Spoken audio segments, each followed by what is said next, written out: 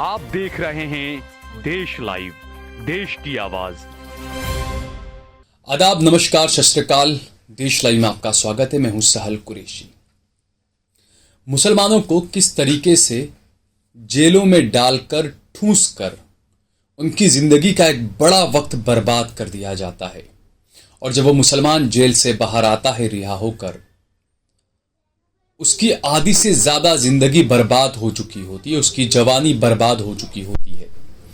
Court फैसला सुना देती आप रिहा हो गए, लेकिन उसके बाद आगे वो क्या करेगा, कैसे करेगा, कोई मुआवजा नहीं, कुछ भी नहीं।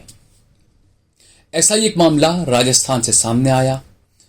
2008 में राजस्थान में सीरियल धमाके हुए थे। इस मामले में उस वक्त राजस्थान पुलिस ने उत्तर प्रदेश जाकर 4 मुस्लिम नौजवानों को गिरफ्तार कर लिया था, और निचली कोर्ट ने उन मुसलमानों को फांसी की सजा सुना दी थी। लेकिन अब 15 साल के बाद ये तमाम जो 4 आरोपी थे वो बरी कर दिए गए हैं। हाईकोर्ट ने इन तमाम आरोपियों को बरी कर दिया है और राजस्थान पुलिस पर फटकार लगाई है, और इसी से पुलिस प्रशासन पर कई सवाल एक बार फिर से उठने लगे हैं। हाईकोर्ट ने कई अहम टिप्पणियां की हैं, वो हम आपको विस्तार से बताएंगे। लेकिन उससे पहले अगर आपने हमारा चैनल देश लाइव सब्सक्राइब ना किया हो तो हमारे चैनल को जरूर सब्सक्राइब करें। सोशल मीडिया के तमाम प्लेटफॉर्म्स पर, फेसबुक पर, ट्विटर पर, इंस्टाग्राम पर जाकर आप देश लाइव को, सहल कुरैशी को और सहल कुरैशी ऑफिशियल को जरूर फॉलो कीजिए। अब बात करते हैं, जो बात हम कर रहे हैं कि किस तरीके से मुस्लिम नौजवान की जिंदगी बर्बाद होती है। जो मैंने बताया 2008 का मामला था। निचली कोर्ट ने फांसी की सजा सुना दी थी। 4 आरोपी थे इनमें। उन चारों के नाम आपको बताते हैं कि स्पेशल कोर्ट ने उत्तर प्रदेश के इन 4 मुस्लिम नौजवानों को, जिनके नाम हैं मोहम्मद सैफ, मोहम्मद सलमान, मोहम्मद सरवर और सैफुर रहमान, ये 4 आरोपी थे जिन्हें 2008 के धमाके के मामले में, जयपुर के सीरियल धमाके के मामले में राजस्थान की पुलिस ने उत्तर प्रदेश से गिरफ्तार किया था। और उसके बाद लंबी सुनवाई हुई और 2019 में उन्हें, ये 4 आरोपियों को फांसी की सजा सुना दी गई। मामला हाईकोर्ट में पहुंचा। हाईकोर्ट ने अब इस मामले को, जो स्पेशल कोर्ट का जो फैसला था, उसको पलट दिया और इन तमाम 4 आरोपियों को बरी कर दिया। साथ ही साथ जो टिप्पणियां की है यहां पर हाईकोर्ट ने पुलिस प्रशासन को लेकर, वो काफी गंभीर है। कई सवाल जो हमेशा उठते हैं उसी पर यह फैसला मुहर लगा रहा है। हाईकोर्ट ने कहा कि तत्कालीन डीजीपी ने गैर जिम्मेदाराना तौर पर काम किया, गैर जिम्मेदाराना तौर पर इस केस को हैंडल किया, और पुलिस ने गलत तरीके से गलत लोगों को इस केस के अंदर फंसा दिया। आप सोचिए हाईकोर्ट की ये टिप्पणी आखिरकार किस तरफ इशारा कर रही है।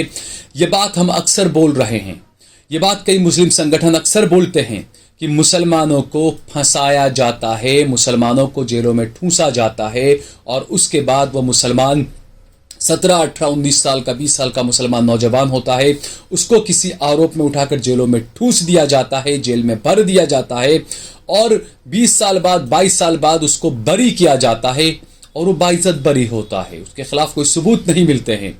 यानी कि जब वो 50 साल का, 45 साल का होता है तब वो बरी होता है। समाज में उसका नाम बर्बाद होता है, बदनाम होता है। गोदी मीडिया बड़ी बड़ी हेडलाइंस चलाता है जब वो गिरफ्तार होता है कि आतंकवादी पकड़ा गया, हरकतुल मुजाहिदीन, इंडियन मुजाहिदीन, तमाम नाम जोड़ दिए जाते हैं। लेकिन जब ये लोग रिहा होते हैं तब यही मीडिया वाले एक छोटी सी खबर कहीं चला देते हैं। जो इनकी गिरफ्तारी की खबर हेडलाइंस के फ्रंट पेज पर हुआ करती है, जब ये रिहा होते हैं तो उस खबर को जो अखबार होते हैं उनके पन्नों में कई छोटे से बनाकर एक कॉलम लिखकर छाप दिया जाता है, और समाज में इनका नाम बर्बाद होता है, बदनाम होता है। ये जो उनकी जिंदगी का एक आधी जिंदगी आप मानिए इससे बर्बाद हो जाती है, उन्हें कोई मुआवजा तक नहीं मिलता।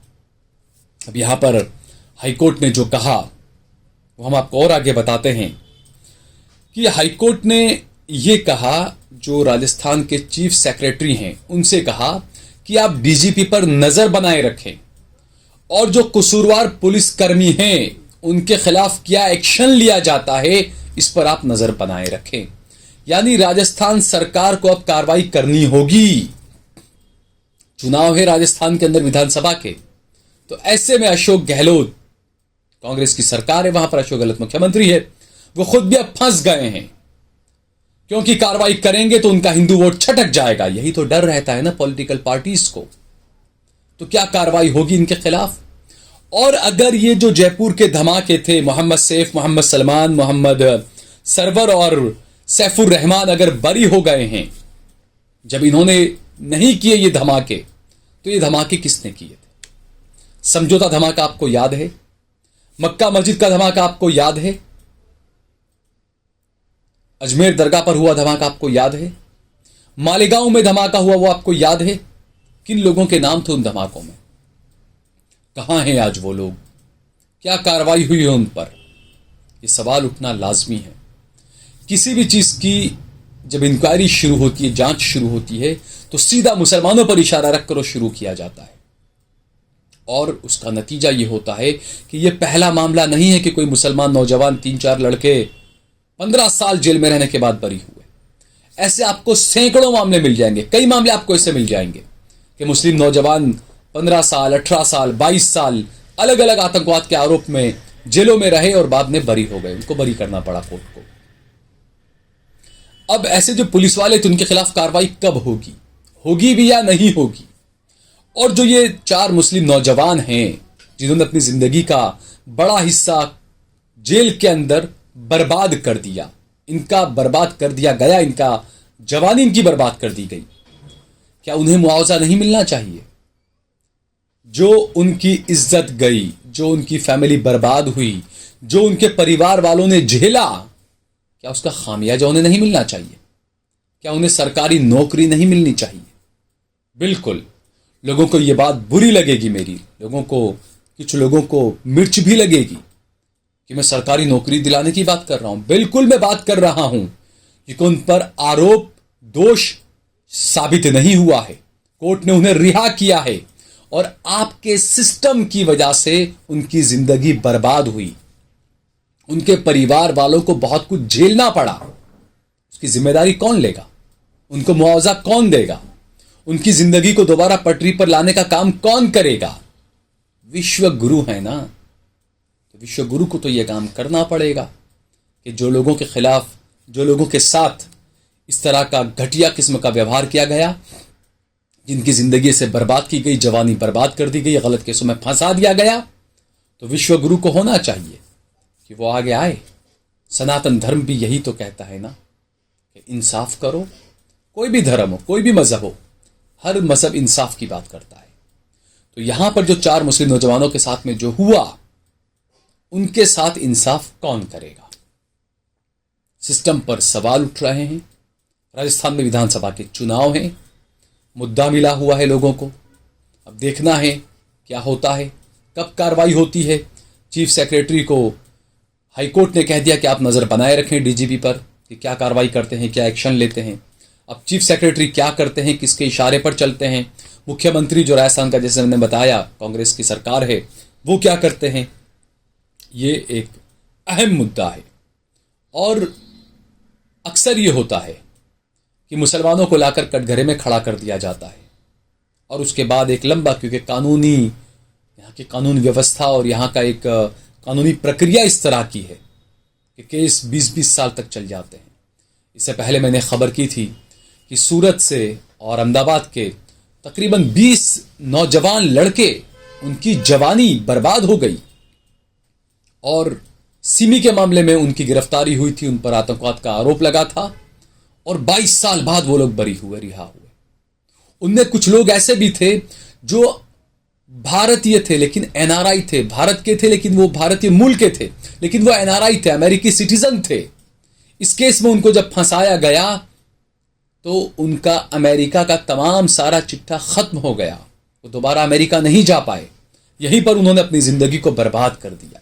ऐसे लोग भी उसके अंदर थे, तो उसका खामियाजा उन्हें भुगतना पड़ा बिना वजह। कुछ किया नहीं, कोर्ट ने बाद में उन्हें बरी कर दिया, लेकिन ये 25 साल उन्होंने जो झेला वो आप नहीं समझेंगे, क्योंकि सत्ता में जो लोग बैठे हुए हैं उनकी खुद की तो औलादें हैं नहीं ना कि उन्हें पता चले कि जब आपका बेटा बेकसूर जेल में ठूंस दिया जाता है तो माँ बाप पर क्या बीतती है, भाई बहनों पर क्या बीतती है। आपने तो कहा है अब झोला उठाकर चल देंगे, लेकिन उससे पहले आप समझिए इन चीज़ों को कि जो चीज़ें हो रही है, और कांग्रेस भी इसके लिए इतनी ही जिम्मेदार है क्योंकि 2008 में सत्ता परिवर्तन हुआ था राजस्थान में। वसुंधरा मुख्यमंत्री थी 2008 में, उसके बाद चुनाव हुए 2008 में, तो अशोक गहलोत वहां के मुख्यमंत्री बने थे। उसके बाद क्या हुआ इस मामले के अंदर, क्या कार्रवाई हुई? मैंने अभी 3 दिन पहले भी एक खबर में मैंने कही ये बात कि कन्हैया कुमार की हत्या होती है तो कन्हैया कुमार को सरकार की तरफ से 1 करोड़ रुपया दिया जाता है, जबकि जुनैद और नासिर को जिंदा जलाकर मार दिया जाता है। दोनों ही मामले राजस्थान के, उन्हें 15-15 लाख रुपया महज दिया गया। कांग्रेस पार्टी को भी इसका खामियाजा भुगतना पड़ेगा सियासी तौर पर। मैं धमकी नहीं दे रहा हूं, मैं सियासी तौर पर बता रहा हूं। कई लोगों को गलत केसों में फंसाया गया, और यह भी हकीकत है कि सबसे ज्यादा मुसलमानों को जेलों में जो ठूंसा गया वो कांग्रेस के कार्यकाल में ही ठूंसा गया।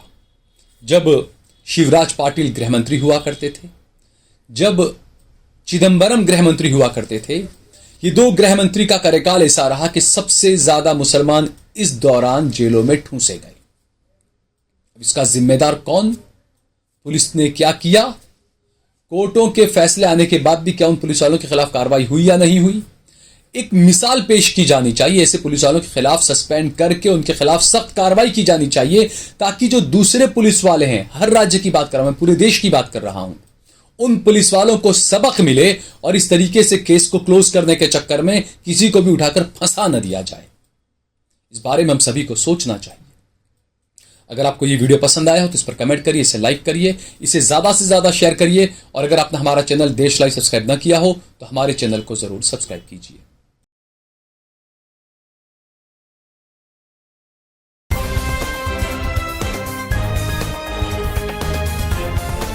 देश और दुनिया की तमाम छोटी और बड़ी खबरों के लिए हमारे चैनल को सब्सक्राइब करना न भूलें और बेल का बटन जरूर दबाएं।